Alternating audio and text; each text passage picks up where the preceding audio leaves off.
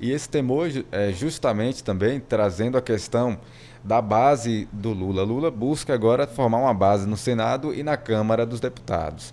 Se ele veta um projeto que foi amplamente apoiado, né, teve uma votação muito, uma aprovação, um placar elástico aí para a aprovação do marco temporal, ele acaba pisando aí no calo do Senado Federal, que já está, não só o Senado, mas a Câmara, mas ultimamente o Senado tem entrado aí em um certo atrito com o Supremo Tribunal Federal e essa questão do marco temporal é um dos motivos que tem causado esse atrito entre a STF e Congresso Nacional.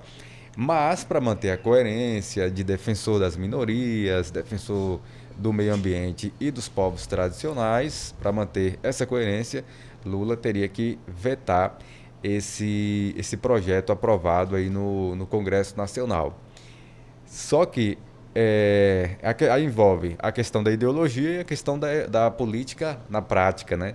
Wagner e Rui aconselham Lula a não vetar integralmente o marco temporal e tema abre divergências no governo, aí fala da questão dos jabutis, que são aquelas informações, alguns destaques que são adicionados ao texto. E aí eles falam em vetar esse jabuti. Mas se o Senado ou o Congresso no todo se sentir incomodado, pode formar uma sessão conjunta entre as duas casas e derrubar o veto do presidente, sancionar, assim, portanto, esse projeto aprovado lá mesmo, sem nenhum veto do presidente, porque é uma prerrogativa do Senado Federal. Vamos aguardar o que é que vai acontecer. É uma situação muito embaraçosa para Lula, é uma saia justa, porque acaba atingindo alguns aliados também.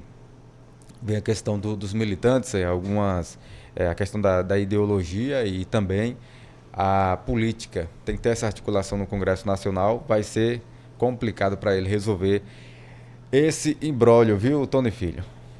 É realmente muito complicado, mas a palavra final realmente tem que ser do presidente da República, porque sabemos que a responsabilidade é dele. Então, nos próximos dias, saberemos o que de fato irá acontecer, mas eu acredito que, como realmente ele tem um ponto de vista de vetar, por exemplo, vai acompanhar aquilo que vem sempre falando, que é contra e que, na verdade, também tem a ministra dos povos indígenas, a Guajajara, que, na verdade, é defensora que realmente não passe, né, esse projeto aí. Então, com certeza, ele não vai ser favorável. Eu acredito que não. Então, mas nos próximos dias poderemos, no caso, ver o que de fato vai acontecer. Em relação à Câmara e o Senado, é aquela coisa, né, que há uma divergência muito grande interna ali entre eles, mas sabemos que no fundo, eles têm que votar a favor daquilo que realmente eles acham que é o correto. Porque o correto, na verdade, não é votar a favor, e sim votar contra. Porque aí sim você está fortalecendo o quê? O marco temporal, aquilo que realmente tem que ser. É não a demarcação, por exemplo, né? E sim tem que valorizar aquelas pessoas que são originárias, que são os indígenas. Então, mais ou menos, é isso que eu vejo, mais ou menos como deve ser. Mas tem a questão da bancada ruralista que é muito forte, Isabela Silva. Ou se Por um é. lado, vem a questão da ideologia de defender as minorias. Por outro lado, tem muitos fazendeiros, tem a questão da bancada ruralista que não, que defende esse marco temporal, que ficaria aí até 5 de outubro de 1988, quando foi promulgada a Constituição. É um tema muito complexo. Imagine para o Lula, né? Imagine para o Lula inserido em todo esse contexto da bancada ruralista, da prática política, do fortalecimento de base. E aí vem essa ideologia que a gente sabe que ele disseminou muito. Então, o Lula super pintou tudo isso, né? Defensor das minorias, defensor dos indígenas. Então, assim, o Lula está entre a cruz e a espada. Ou vai desagradar alguém, ou vai tentar achar um ponto de equilíbrio aí, de alguma forma.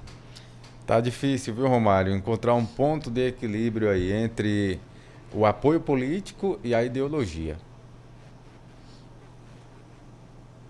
Isso tá meio complicado, mas ele tem que achar uma situação, tem que fazer o juízo de valor e ver o que é que realmente ele precisa.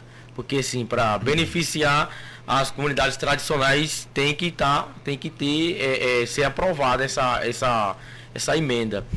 E pelo lado dos apoios fica meio complicado. Mas ele tem que fazer esse juízo de valor, que nem eu falei anteriormente, e ver pelo o lado positivo, o lado das comunidades tradicionais, os indígenas que tanto sofrem nesse país. Não só os indígenas, como também os quilombolas e outras comunidades tradicionais desse país, que precisam ter os seus direitos reconhecidos. E a questão aí dos aliados fica um pouco meio complicado para ele, mas vamos ver o que é que vai ser feito. Mas como eu volto a frisar mais uma vez, pela terceira vez, veio a questão do juízo de valor e ver as comunidades tradicionais, os indígenas que tanto são injustiçados nesse país. Pois Tony Filho, a palavra final não é do presidente, né? Como você Pois disse, é, a palavra né? final é do Congresso, Sim, que mas- pode derrubar os vetos do presidente. Pode, mas também ele pode não sancionar, né? Aquilo que Não, mas o for Congresso votado lá no Congresso. derrubando, automaticamente já vale o que o Congresso decidiu. E quem legisla é o Congresso Nacional. Né? Realmente.